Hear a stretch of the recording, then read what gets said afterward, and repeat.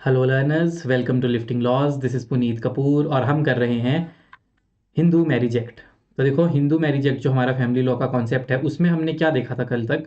हमने अपने पिछले लेक्चर में देख लिया था कि जो हिंदू मैरिज है वो एक सेक्रामेंट है, और उसके सेक्शंस भी देखे हमने। क्यों? क्योंकि सेरेमनीज परफॉर्म कर रहे हैं।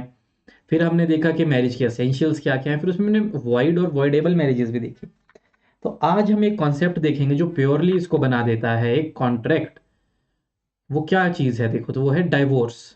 क्योंकि एंशियंट हिंदू लॉ में डाइवोर्स का कॉन्सेप्ट नहीं था, पति और पत्नी को हमेशा साथ रहना पड़ता था अंटिल डेथ। डेथ के बाद भी कहते थे एटर्नल यूनियन है, होली यूनियन है, जो कि अप टू 7 लाइफ चलता रहता है। तो कैसे डाइवोर्स के कॉन्सेप्ट ने चेंज किया हमारे हिंदू लॉ को।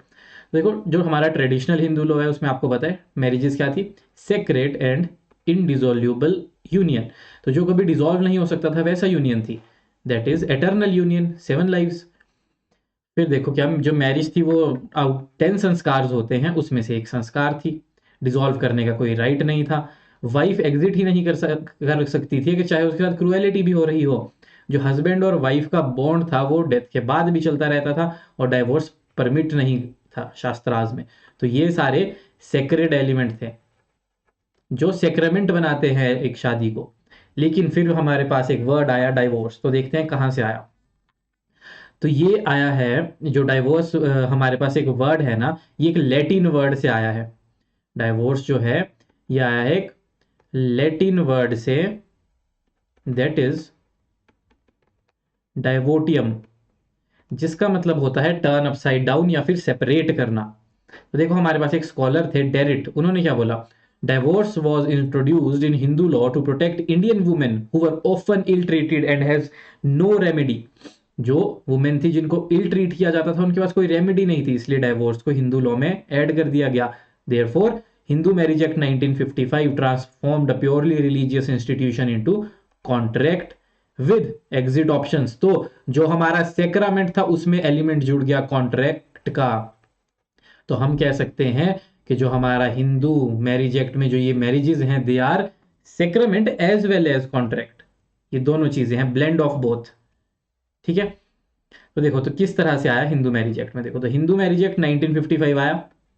मॉडर्न कॉन्ट्रैक्ट के प्रिंसिपल्स आए, डिसॉल्व करने के सेक्शंस आए। ग्राउंड फॉर डाइवोर्स हम पढ़ेंगे सेक्शन 13 में, और सेक्शन 13 बी में हम देखेंगे क्या एडिशंस हुए हैं। For the first time in history जो हिंदूज हैं उन्होंने एक लीगल पाथवे निकाला मैरिजेस को एंड करने का। Otherwise there was no pathway except death और एक्सेप्ट 7 लाइफ्स का एटर्नल यूनियन। तो कोई चांस ही नहीं था, एक बार शादी हो जाए तो आपको वैसे ही रहना पड़ता था।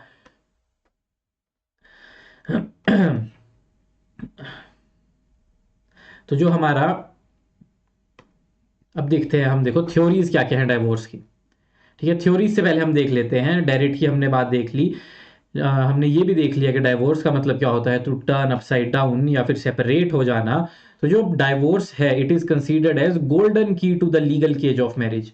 It is considered as the golden key to the legal cage of marriage. ठीक है। अब देखते हैं हम थ्योरीज ऑफ डाइवोर्स। तो थ्योरीज ऑफ डाइवोर्स में हम तीन देखेंगे, एक ऑफेंस गिल्ट थ्योरी, एक फ्रस्ट्रेशन थ्योरी, और एक irretrievable breakdown of marriage theory, that is consent theory. और थर्ड वाली बहुत इंपॉर्टेंट है, जिसको हम अच्छे से पढ़ेंगे क्योंकि वो हॉट टॉपिक में से एक है जो एग्जाम्स में पूछी जाती है। तो पहली है फोर्थ ऑफेंस या गिल्ट थ्योरी। अब इसमें क्या है, देखो इस थ्योरी के हिसाब से ये एक तो सबसे अर्लीस्ट थ्योरी थी, ओरिजिन है इसका इंग्लिश और इंग्लिश मैट्रिमोनियल लॉ। तो ये इंग्लिश लॉ से आई है, सबसे पुरानी थ्योरी थी। इसमें क्या है, जब एक स्पाउस, जैसे दो स्पाउस होते हैं ना शादी में, ए एंड बी या फिर हस्बैंड एंड वाइफ, इसमें क्या है, एक जो स्पाउस है उसकी ही कोई गलती होगी, वन स्पाउस है उसने कोई मैट्रिमोनियल ऑफेंस किया होगा। मैट्रिमोनियल ऑफेंस किया होगा एक स्पाउस ने, और जो दूसरा स्पाउस होगा वो कंप्लीटली इनोसेंट होगा। एक स्पाउस होगा इनोसेंट, एक ने किया होगा कोई मैट्रिमोनियल ऑफेंस। तो जो पार्टी फॉल्ट पर है उसके पास राइट नहीं है, जो इनोसेंट पार्टी है उसके पास राइट है कि जो पार्टी फॉल्ट पर है उसके अगेंस्ट डाइवोर्स मांग सके। ठीक है, तो only the innocent spouse can seek the divorce. और इसमें देखो क्रिटिसिज्म क्या थे इस थ्योरी के। अब इस थ्योरी में था ना एक गलत एक सही। क्रिटिसिज्म थे कि फॉल्स एलिगेशंस लगने लग गए। और अगर दोनों की गलती हो तो कोई रिलीफ नहीं, जरूरी था एक इनोसेंट हो, वही रिलीफ मांग सकता है। और मैरिटल इनकम्पेटिबिलिटी इसमें रिकॉग्नाइज नहीं की गई थी, तो ये थी हमारे पास फॉल्ट थ्योरी। उसके बाद आती है फ्रस्ट्रेशन ऑफ मैरिज थ्योरी। अब फ्रस्ट्रेशन वर्ड से ही पता लग रहा है, देखो frustration, frustration of marriage theory. अब फ्रस्ट्रेशन ऑफ मैरिज थ्योरी के हिसाब से क्या है कि एक जो शादी है वो आगे बढ़ ही नहीं सकती, वो फ्रस्ट्रेट हो चुका है उसके, जैसे हमने फ्रस्ट्रेशन कॉन्ट्रैक्ट एक्ट में भी की थी, इम्पॉसिबल हो गई थी। तो वैसे ही सुपरवेनिंग सर्कमस्टांसिस आ गए हैं जिसने मैरिटल लाइफ इम्पॉसिबल कर दी है। एग्जाम्पल्स, इम्पोटेंसी, रिप्रोडक्शन नहीं कर पा रहे हैं। सेकंड, इनक्योरेबल इंसैनिटी, कोई इतना पागल हो गया जो ठीक ही नहीं हो सकता, किसी को विनेरियल डिजीज है, कोई मिल ही नहीं रहा है, डिसअपियरेंस। तो ये जो चीजें थी, दीज वर फ्रस्ट्रेशन ग्राउंड्स के अब तो मैरिज का मतलब ही नहीं बचा कुछ, इम्पॉसिबल है मैरिज को कंटिन्यू करना। Third and the most important theory, irretrievable breakdown of marriage theory, जिसको कंसेंट थ्योरी भी कहा जाता है। तो ये आई मॉडर्न एरा के आने से, प्रोग्रेसिव जैसे हमारी सोसाइटी हुई वैसे वैसे थ्योरी भी प्रोग्रेसिव हुई। तो इस थ्योरी ने मॉडर्न ईरा को ध्यान में रखते हुए क्या कहा, इसने रिकॉग्नाइज किया कि जो मैरिज है वो इमोशनली और प्रैक्टिकेबली भी कोलैप्स हो सकती है। अगर दो पार्टीज का इमोशनल कनेक्ट नहीं है तो हमें प्रैक्टिकली मैरिज को खत्म कर देना चाहिए।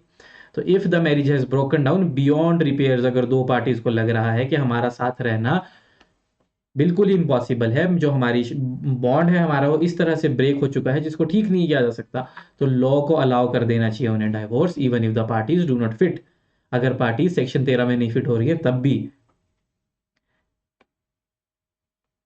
तो देखो जो इरिट्रेवेबल ब्रेकडाउन थ्योरी है, अब इसको अच्छे से पढ़ते हैं। तो ये देखो सबसे पहली बात, स्टैच्यूटरी ग्राउंड तो नहीं है ये, हिंदू मैरिज एक्ट में नहीं है ये थ्योरी का कोई स्टैच्यूटरी रिकॉग्निशन इसको नहीं मिली है। लेकिन सुप्रीम कोर्ट आर्टिकल 142 का कॉन्स्टिट्यूशन की यूज करके बार बार इस ग्राउंड पर डाइवोर्स देता गया है। तो देखो सबसे लैंडमार्क केस अगर आपको आए इरिट्रीवेबल ब्रेकडाउन ऑफ मैरिज से, तो बस एक चीज याद रखिए, नवीन कोहली नीलू कोहली, ये केस है Naveen Kohli versus Neelu Kohli 2006 Supreme court. इसमें सुप्रीम कोर्ट ने बोला when a marriage has broken down beyond repair it would be unrealistic for the law to not to take notice of the fact.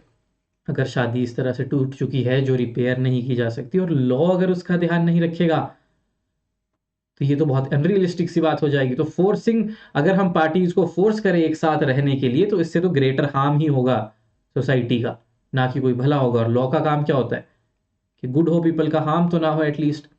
तो इस जजमेंट में क्या बोला कि long period of separation indicates complete emotional deadlock, marriage become a मियर legal fiction रह के बन जाती है अगर साथ नहीं रह रहे हैं। Court should not insist on maintaining a relationship that is already dead, मतलब अगर कोई चीज पहले से ही डेड है, कोर्ट को उसको दोबारा से उन इंसानों को मेंटेन करने की जरूरत नहीं है डेड चीज को। Forcing cohabitation shows lack of sensitivity, अगर हम जबरदस्ती किसी को साथ में रख रहे हैं तो सेंसिटिविटी खत्म हो जाती है। जस्टिस कृष्णा अय्यर की भी बहुत इंपॉर्टेंट सेइंग है। ये केस था अबू बकर का केस था 1971 का। उसमें जस्टिस कृष्णा अय्यर ने क्या बोला है कि जो ट्रिवियल डिफरेंसेस है they get dissolved in the course of time, जो छोटे मोटे झगड़े होते हैं वो फ्लो ऑफ टाइम के साथ हील हो जाते हैं। But when incompatibility of mind ruptures the relation, mind की इनकम्पेटिबिलिटी जब रप्चर करती है किसी रिलेशन को, no amount of persuasion can heal the wound, जितनी मर्जी कोशिश कर लो वो ठीक नहीं किए जा सकते। तो ये जस्टिस कृष्णा अय्यर की बात। एक और केस लो important, that is V Bhagat versus D Bhagat 1994 supreme court. इसमें क्या हुआ, कोर्ट ने हेल्ड किया break down of marriage is not statutory ground, लेकिन while deciding cruelty long separation and bitterness can be relevant circumstances, तो सर्कमस्टांसिस को देखते हुए हम डाइवोर्स दे सकते हैं। वैसे अब इसमें हम देखेंगे इंपॉर्टेंट केस लॉज और जेनेसिस ऑफ दिस थ्योरी। तो ये कंसेंट थ्योरी आई कहां से, सबसे पहले ये शुरू हुई न्यूजीलैंड के डाइवोर्स एक्ट में 1920 में। उसमें बोला अगर 3 साल से 3 ईयर से ज्यादा आप एक दूसरे से अलग रह रहे हैं देन डाइवोर्स आपको मिल सकता है। वहां का केस भी है लेडर वर्सेस लेडर, ये भी एक लैंडमार्क केस है, याद रखना है, ठीक है। Ladder versus ladder 1921 New Zealand. तो वहां पे भी रिकॉग्नाइज किया था अगर मैरिज ब्रेकडाउन होगी तो डाइवोर्स दे दो। लॉ कमीशन ऑफ इंडिया ने भी 71st रिपोर्ट में, जो 71st रिपोर्ट थी उसमें रिकमेंड किया क्या कि इरिट्रेवेबल ब्रेकडाउन को एक ग्राउंड की तरह डाल दिया जाए सेक्शन नंबर 13 में। और रिक्वायरमेंट उन्होंने दी कि 3 साल की कंप्लीट सेपरेशन हो तो इसको ग्राउंड की तरह डाल दिया जाए। लेकिन पार्लियामेंट ने अटेम्प्ट तो किया, बिल तो लेके आए, जरूर लेके आए, और 2010 में बिल लाए भी, और सेक्शन 13C लेके आए, लेकिन वो बिल पास ही नहीं हुआ और सेक्शन 13C बन ही नहीं पाया, तो स्टैट्यूटरी रिकॉग्निशन तो नहीं मिली। ठीक है, अब कुछ केस लॉज देख लेते हैं। Summer Ghosh versus Jaya Ghosh. इस केस लॉ में क्या हुआ, ये भी वही था, on 71st report of law commission, जिसमें इरिट्रीवेबल ब्रेकडाउन को लाया गया और कोर्ट ने उसका फेवर किया। कोर्ट ने रिकॉग्नाइज किया कि ठीक है, 71st जो जो कमीशन में वो बात आई है उसको हम मानते हैं, और कुछ गाइडलाइंस दी मेंटल क्रुएलिटी से रिलेटेड। फिर आया यूसुफ वर्सेस सोरम्मा 1971 केरला। तो इसमें एक बहुत फेमस कोट दिया जज ने। उन्होंने कहा, bed of roses has its thrown, मतलब एक गुलाब में उसके कांटे तो होते ही हैं, but when what you hold is all Thrones, अगर आप जो पकड़ी हुई है अपनी चीज उसमें सिर्फ कांटे हैं और कोई गुलाब ही नहीं है, तो it is better to throw it away, इससे अच्छा है कि उसको फेंक ही दिया जाए। तो इसने भी, इस जजमेंट में भी जज ने रिकॉग्नाइज किया कि इरिटेबल जस्टिफाई किया ब्रेक डाउन थ्योरी को या कंसेंट थ्योरी को। उसके बाद एक और important case, Ashok Hurra versus Rupa Vipin Zaveri 1997 supreme court. इसमें भी डाइवोर्स ग्रांट किया इरिट्रीवेबल ब्रेकडाउन पे, आर्टिकल 142 को सुप्रीम कोर्ट ने इन्वोक किया, और कोर्ट ने कहा कुछ मैरिजेस को डिसॉल्व करना ही कंप्लीट जस्टिस होता है। Next case, Anil Jain versus Maya Jain. यहाँ पर भी दो, बहुत टाइम से जो कपल था सेपरेटली रह रहा था, कोर्ट ने डिसॉल्व करी आर्टिकल 142 का यूज करके। कोर्ट ने बोला कोई भी स्टैट्यूटरी प्रोविजन नो डाउट नहीं है, but court can intervene always, article 142 use किया और मैरिज को डिसॉल्व कर दिया। मनीष गोयल वर्सेस रोहिणी गोयल, इसमें भी आर्टिकल 142 में लिखा कि इसको सिर्फ हमें एक्सेप्शनल केसेस में ही यूज करना चाहिए। Ramesh Chandra versus Savitri, when a marriage is totally dead, अगर कोई मैरिज टोटली डेड हो चुकी है इमोशनली फिजिकली, उसको कंटिन्यू करना एग्नी होगी, इवन बोला कि वो स्लेवरी होगी। Sanghamitra Singh versus Kaushal Chandra, breakdown must be complete, final, irretrievable. Vishnudutt Sharma versus Manju Sharma के केस में कोर्ट ने रिफ्यूज किया डाइवोर्स बिकॉज प्रूव नहीं हो पाया कि जो मैरिज है वो कंप्लीटली ब्रेकडाउन होगी, कोर्ट को लगा अभी भी चांसेस है, तो उसने कहा कि अगर ब्रेकडाउन प्रूव करना है तो there must be some evidence. Again Naveen Kohli Neelu Kohli वाला case, legislature should add this ground, इसमें बोला कि लेजिस्लेचर को ऐड करना चाहिए ये ग्राउंड। अब अगर हम मानते भी हैं कि लीगल रिकॉग्निशन मिली है इसको सम एक्सटेंट की, तो कौन से सेक्शन में मिली है, सेक्शन 13 का 1A कैसे मिली है। उसमें देखो क्या बोला है कि डाइवोर्स ग्रांट किया जा सकता है अगर कोई भी कोहैबिटेशन नहीं हो रही है, जब आपको जुडिशियल सेपरेशन की डिक्री कोर्ट ने दी उसके 1 साल बाद तक, या फिर रेस्टिट्यूशन ऑफ कॉन्जुगल राइट्स के लिए कोर्ट ने कहा कि साथ अगर रह लो उसके 1 साल बाद तक भी डिक्री के आप साथ नहीं रह रहे हो, तो फाइनली ये ग्राउंड बन जाता है एक डाइवोर्स का। इवन अगर आप देखो ROCR, restitution of conjugal rights, उसमें कोर्ट कह रहा है कि साथ में आके रहो, लेकिन 1 साल तक अगर आप नहीं रहे डिक्री के बाद, 1 साल तक आप कंटिन्यूसली साथ नहीं रहे, तो ये डाइवोर्स का ग्राउंड बन जाता है। तो आपको लगता नहीं कि देखो ये साथ रहने को बोल रहे हो और ये डाइवोर्स का ग्राउंड भी बन रहा है, तो they are kind of mutually destructive of each other. और बहुत सारे लॉयर्स और कोर्ट में प्रैक्टिस हैं ऐसी कि जो एक पार्टी होती है वो ROCR के लिए अप्लाई कर देती है, और उनको पता है 1 साल तक साथ सामने वाली पार्टी रहेगी नहीं, तो डाइवोर्स से अच्छा हम ROCR के लिए अप्लाई कर दे और ऑटोमेटिकली डाइवोर्स तो मिल जाएगा। That is a bad practice, but अब कोर्ट में, अब एक्ट में लूप होल है तो है। तो बस वही, ROCR 1 साल तक ना हो, जुडिशियल सेपरेशन के बाद भी 1 साल तक साथ में ना रहे, तो ग्राउंड बन जाता है डाइवोर्स का। तो ये थोड़ा सा एक पार्ट है जहां पे लगता है कि हमने थोड़ा सा कंसेंट थ्योरी को भी जगह दी है। अब नेक्स्ट देखो हमने क्या देखा आज की क्लास में, हमने देखा जो हिंदू मैरिज थी वो थी एक सेक्रेमेंट, लेकिन हमने उसको ब्लेंड कर दिया कॉन्ट्रैक्ट के साथ डाइवोर्स लाके। क्यों?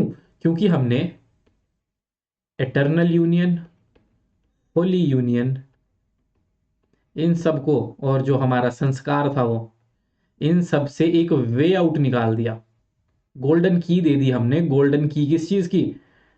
गोल्डन की ऑफ डाइवोर्स दे दी हमने, शादी से बाहर निकलने के लिए, लॉक, शादी के लॉक से बाहर निकलने के लिए। तो देखो जो डाइवोर्स लॉ है इंडिया में वो अब लिबरल होते जा रहे हैं सोशल चेंजेस की वजह से, म्यूचुअल कंसेंट जो डिवोर्स है वो एक मेजर स्टेप है। सेक्शन 30 की जो ग्राउंड 13 के ग्राउंड लिमिटेड है, लेकिन सुप्रीम कोर्ट 142 यूज करके बहुत कुछ कर लेता है। 71st लॉ कमीशन की जो रिपोर्ट थी, उसने कोशिश की 2010 का बिल आया भी पार्लियामेंट में, लेकिन पास नहीं हो पाया। तो अभी भी चेंजेस की ज़रूरत है। इरिट्रीवेबल ब्रेकडाउन ऑफ मैरिज या कंसेंट थ्योरी एक्सप्रेसली हमारे हिंदू मैरिज एक्ट में नहीं है, जिसको लाने की ज़रूरत है। तो अब अपनी नेक्स्ट क्लास में हम पढ़ेंगे डाइवोर्स पर से सेक्शन 13 पढ़ेंगे और देखेंगे क्या क्या ग्राउंड्स है जिस पर डाइवोर्स मिल सकता है। तब तक के लिए बाय बाय, टेक केयर, मिलते हैं नेक्स्ट लेक्चर में।